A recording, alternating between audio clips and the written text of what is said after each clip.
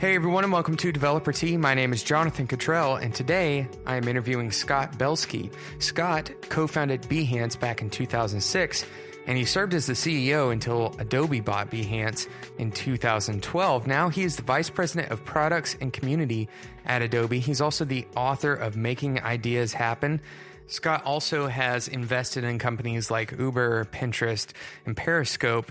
And he's just had a lot of experience in the tech world, in the overlap of tech and creativity.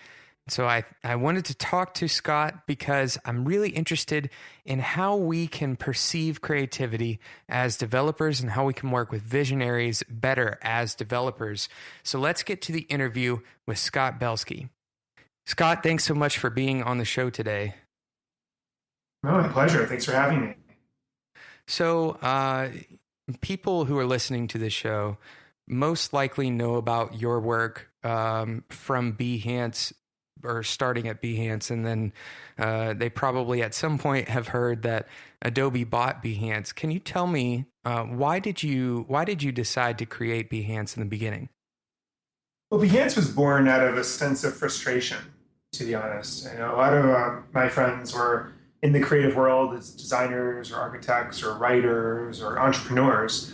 And I felt like, they always had these great ideas. And then, check in 6 months later and they would still have either the same ideas or new ideas.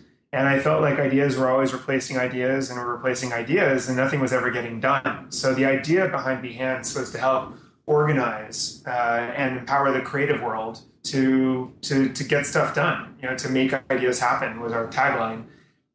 From the very beginning, and that was sort of so. Behance actually was not necessarily conceived to be a technology company. It was actually conceived to be a mission-centric and medium-agnostic business, meaning that our mission was to help organize and empower creative people, and we were willing to do that through any medium we could, whether it was a conference or a book or an online network of millions of creatives connecting with each other.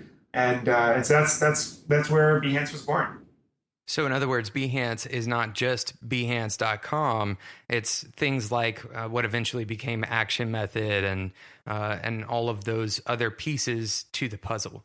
Yeah, the 99U, which is our big annual conference and think tank, the Action Method paper products. We really, if you think about it, we touch the realm of paper products, conferences, online, content with the 99U website. Obviously, core technology like Behance, the platform, and books like my book and then the 99U book series, which have sold hundreds of thousands of copies now.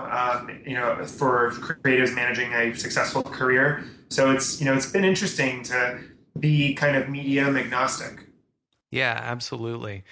So as a developer, actually one of the most influential books that I've ever read on the most influence on my career was actually Managing Your Day-to-Day. Absolutely fantastic. So you came across the books. Great.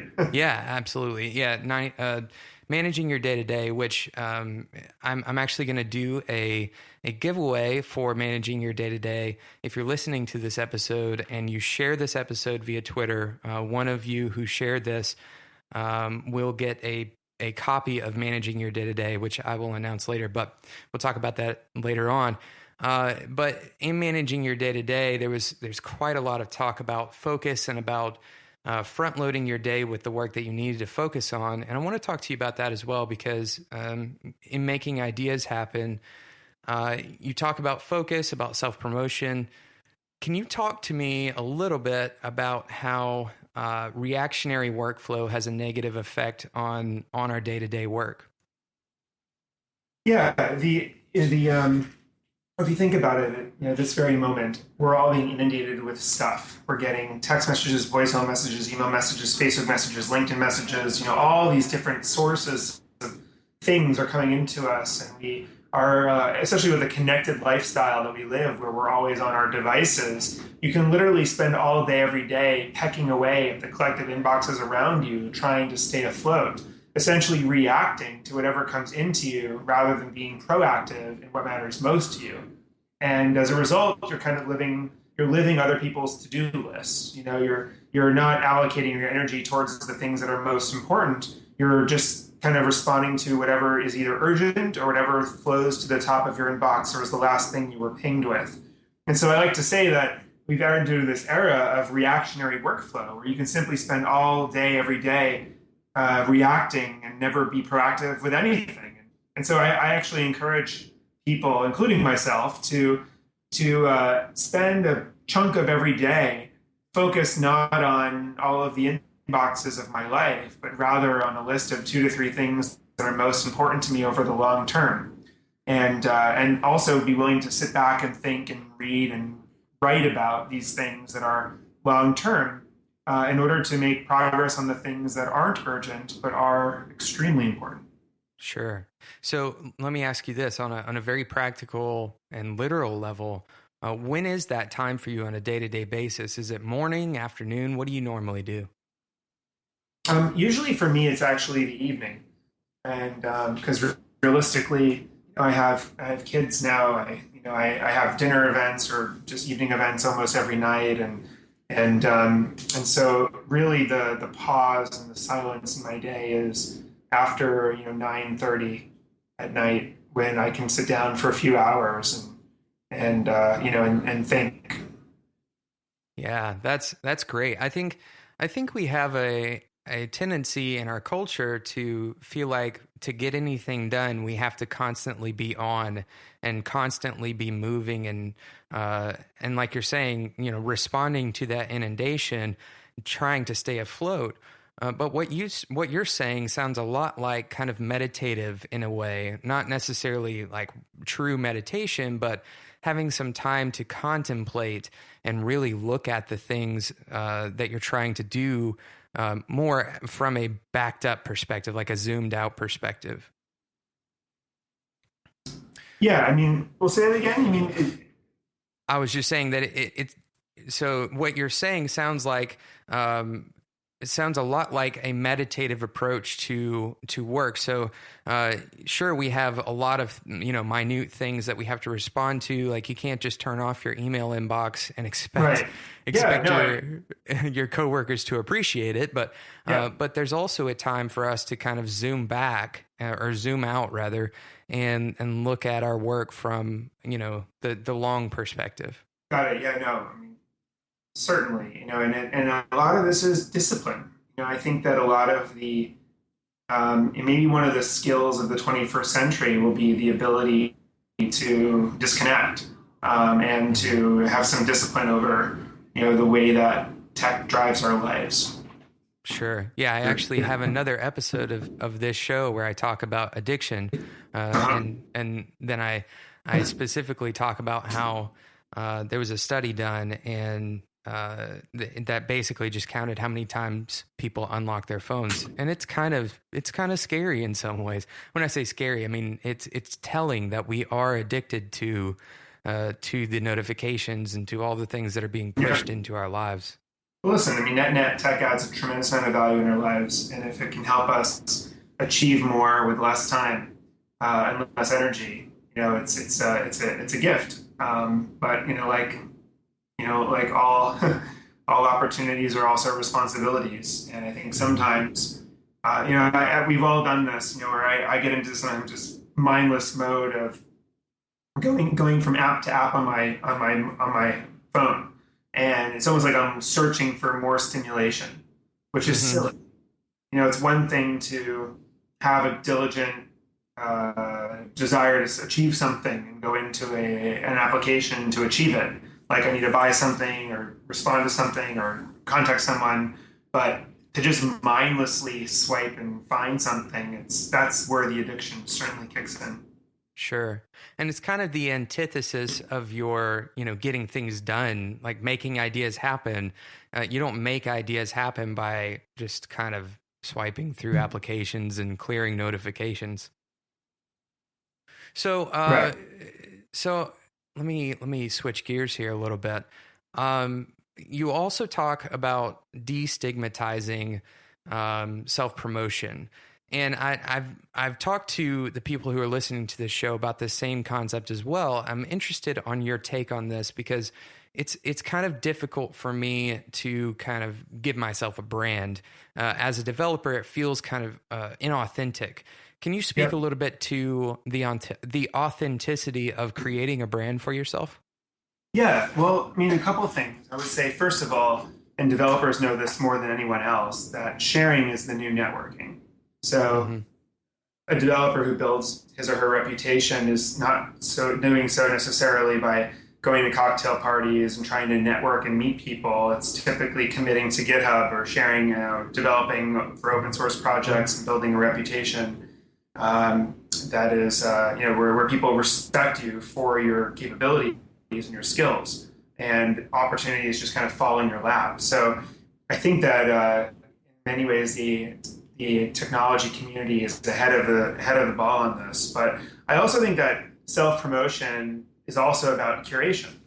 Um, Back in the day, before blogs, even before Twitter, there were some people who would send around these photocopied compilings of articles and studies that were interesting to them. They would send this to 30 or 50 other people, snail mail, every couple months, and people would get it and they'd read it and they'd find it so interesting and they'd send it to a friend who would then say, "Oh, I want to get on this mailing list." And that was kind of essentially building your following, curating stuff that's interesting to you that other people will then also find interesting and follow you. And as a result, when you share something you're working on or some resources that you need, everyone's already listening. So I think we all have to consider ourselves to be curators of what's interesting to us. And that's a very effective means of self-promotion. Yeah, wow, that reminds me a lot, and this is actually a good segue into another topic. But that reminds me a lot of my experience in academia. So when a teacher in my master's program created a rubric for that class, or I guess a syllabus rather for that class, they would have a lot of different readings that they had curated over the years that kind of backed up whatever the thing is that they were teaching for that week.